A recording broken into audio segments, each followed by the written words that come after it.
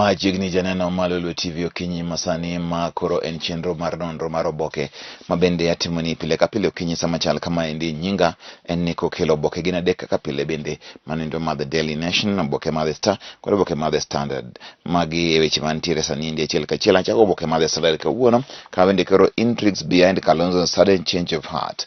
Gik manomiyo Kalonzo noloko pache mar mondo mi koro dhi kendo nyim duol makoro nye dayo dho jogo mondo mi obed jalup Raila Odinga Kenya Kwanza Azimio la Umoja. Nti Kenya Kwanza gi Azimio la Umoja. Gigo samoro nyalo bagi koni gi kocha. Eseche makamano endo aneno koro ler mantika ni Wiper leader attends interview for deputy post after dismissing the exercise, shocking his allies. It's not the first time he's making an about turn on issues. Is it a strategy or is he just indecisive? Kalonzo ni endi en ng'ama ok nyal ga bedo gi chung' achiel kose en ni koro noloko pache. Ruto goes for Uhuru legacy projects. Deputy President has vowed to revisit two key projects under Jubilee government, Lamu Port and SGR, arguing they were meant to grow the economy of the region and improve businesses and fortunes. Wach mar SGR gi Lamu Port yordindo mar konyo.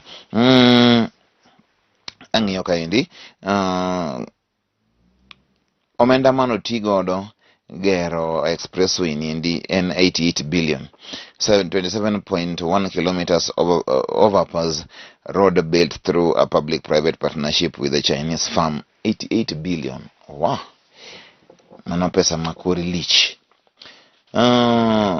Kenya loses 50 million daily due to time wasted on traffic, according to the National Assembly Transport Committee chair. A drive through the road on Monday evening took us about 22 minutes from James Gishuru, where it starts, to Mulolongo, where it fades. Mane wachmantiere koro kia James Gishuru kaendi Westlands ka me ringe nyaka Mulolongo itiyo gi dakika 22 kende sama bede ditiyo kae mano kende romi kata tiko the whole day eyo kae nikech weche giko mag traffic. En wach maber mar expressway to jedi mabutiyo kode. Mano e wach mantiere. Wach running mate mar Raila ni kanyo brong'ia ne kanyo ina wito Oboke mar 6 kod 7 opongo kanyo endo. Ruto gi wacho ni wacho mar SGR sama koro nye ne gi Kingi ni kanyo kendo bende koro wacho ni obrong'iyo gi achiel kachiel.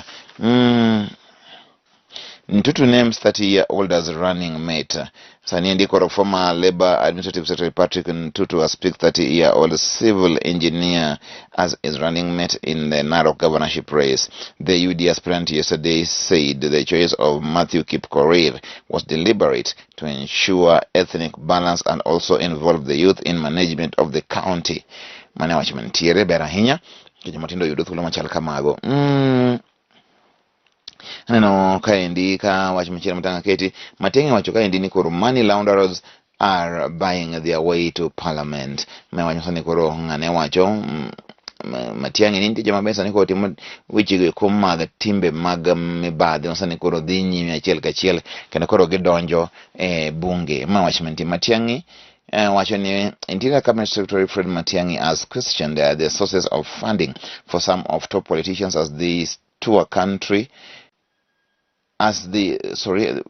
some of the top politicians as the country heads to the next general elections. Matiang'i cautioned that the money launderers and other criminals taking advantage of lax financial regulations were a threat to the credibility of the August general election.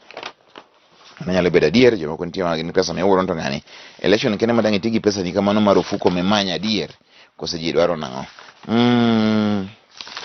Kama dhi nyime kaendi Achmatanga medical dakane. Lessons from my 37 years growing and running farm. Outgoing Davis and Shutleaf boss says if the administration and the systems are awful, you cannot have sales. Mane wachmantiere kaendi Indian CEO makoro wuok David Gatende. Chini osebedo kanyo kuom thuolo malach. Weche mag tuke kaendi ang'iyo. Caretaker committee wacho ni koro nyaka kel lokruok mano ende weche mag tuke mag adhula e piny Kenya kaendi, nyaka lokruok bedie. Mane gima gitemo dhiro kaendi motegno ahinya kaka otene koro ber mondo mi otim. Is Haaland and Man City really the dream ticket? Mane wacho sani koro ipenjo ni to koro Haaland dwa biro Man City, bende mano en deal maber adier? Mane penjo. Certainly I believe it makes Man City one of, if not the best teams in the world, even better. Leads manager Jesse Marsch, the American who coached Haaland at Salzburg in Austria. Mane wacho masani ndi koro nitiere kanyo sani ndi inyalo nyewe bilion 7.3 kwa Borussia Dortmund. Watch me take the Star and Raila's battle plan to win over hustlers. Mano sani koro Raila bisa ni koro chako kelo mano endo watch mar bedo ni o bedo machiegni gi joju akali chenro manyo golo nyoro gin mag kuma konyo joju akali achiel kachiel. Mano ler mantie ODM leader and Deputy Ruto are battling for economically disadvantaged voters. Mano e wach mantiere. Machielo mantie ka ni koro kanyina mantiere Lamu sani itiyogo marach. Mano e dwoko manitiere kaendi, kanyina te mantie Lamu sani ok mi thuolo mar yueyo, ok mi gara thuolo nindo ma mondo mi koro ginyuol. Maendi wach masani koro gol kaendi maduong' ahinya ni kanyina kata punde go mantie Lamu tiyo mang'eny ahinya. Sa bende koro Sonko gi Waititu samoro ok bi chung' e yiero manitiere sani niendi. Kawadhi nyime Raila's battle plans magi gik masani koro Raila wacho ni koro bro timo ni jogo ma king'eni ni jatiji lwedo ming'e gimitimo, mano ber. Mago e gik manitiere. Inua jamii pesa mfukoni, promise 6,000 for the poor household. Baba Care pledged universal health care. Kazi kwa wote aims to create jobs and revive SMEs. Magiwa chansani kwa Raila gere bro timo. Kalonzo speaks of plot to bar him from Raila deputy grilling. Kalonzo Musyoka onge wache, don't elect Raila, he will deceive and make you slaves once. DP ki yero Raila obro wuondo u kendo obro keto kaka jogo kuma gin musumbni. Mane gima Ruto wacho mondo ne ji mondo kik giyier Raila kata dichiel. Weche mag siasa bende samoro mitndi. Kama dhi nyime, Turkana wind power defense 15.5 billion payment by Kenya. Mago ino chi mago hala ma ang' wakelni. Pa josomo gi jondiko ni kanyo. Aneno kaendi ka koro Akuba maendi en jaod bura magema Elisha Odhiambo wacho kaeni game MP Elisha Odhiambo pictured as returned to the political parties dispute tribunal to compel ODM to obey its order and issue him with the nomination certificate. Jo kitakuba na kuwa podreta certificate nyaka nje na team nomination moyombi. Akubo certificate certificate makoro uye nyalo muoch. Oje wachi ni jidok kendo yiero magem no endo ok notimore. Osedhi tribunal sariyo nyaka gine oseloyo. Jogi poko mi Akuba certificate. Koro Akuba sani ndi koro wang'e lokre remo. Oger marachulo certificate na nikech no yombo. Yomi koro kita Akuba nirito nyaka sani ndi Akuba kia. Koro wacho ni Oboke tribunal. The lawmaker also wants the tribunal to summon ODM election board chairperson Catherine Momo to explain why there has been no compliance with the order issued on April 30th. In the case filed under certificate of urgency, Odhiambo raised concerns that he would be locked out of August 9th elections due to the party's failure to obey tribunal's ruling.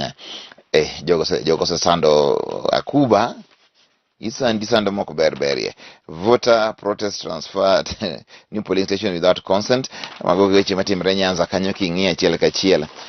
Omanyala wacho ni no misa hinya Jacobs eng'wech mano yombo Kasarani. Wacho ni no misa hinya Jacobs kata kamano endo Jacobs ne tuo. Ka watieko chenro ni ndiye nitie Oboke ka endi ma the Daily Nation. Uhuru hand in Kalonzo's about turn. Ina lweto Uhuru Kenyatta gi kamoro mabor ka ng'imos ndiye lweto Uhuru mano iso Kalonzo dhiadhia kikiwe mokidhi jogi kinyalo dhi makoro dudi gi wach niya no kichopo dhiadhia. Asmag Wiper Democratic Movement had for days insisted that its leader will not bear the embarrassment of presenting himself before Azimio's running mate interviewing panel, and Musyoka had himself said he would not honor the invite. And then, to the consternation of Kenyans, he showed up at the Serena Hotel in Nairobi yesterday. Kalonzo wa Musyoka. Wach mar Ruto kaka Ruto nye ni ntiere nyoro DPO uzu kampani azomutua entry courses jitters in alliance mage weche masani koro nitiere kanyo endo. Kawang'iyo, poverty keeps thousands from taking up Form 1 places. Adier mantie ni ji mang'eny ahinya sani endi koro ok nyal donjo Form 1 nikech gin gi thagruok malich ahinya. Ji onge pesa. Onego kony gi machalo kama endi. Mano e wach mantiere kanyo.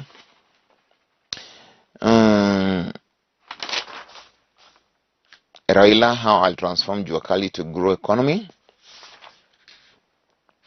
CCU rejects zoning, accuses Wiper Party of blackmail.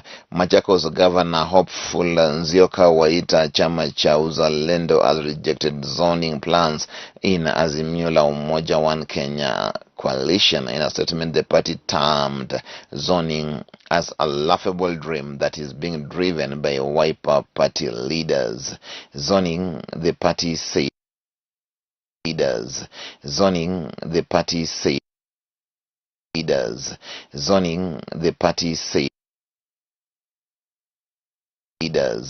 Zoning, the party said. Zoning, the party said. Zoning, the party said. Zoning, the party said. Zoning, the party said. Zoning, the party said.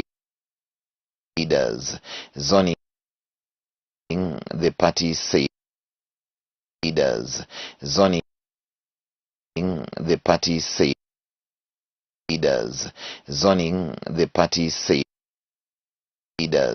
Zoning, the party said. Zoning, the party said. Zoning, the party said.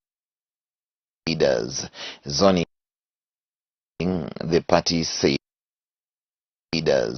Zoning, the party said. Zoning, the party said.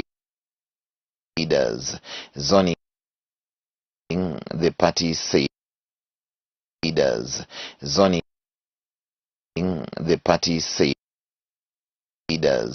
Zoning, the party said.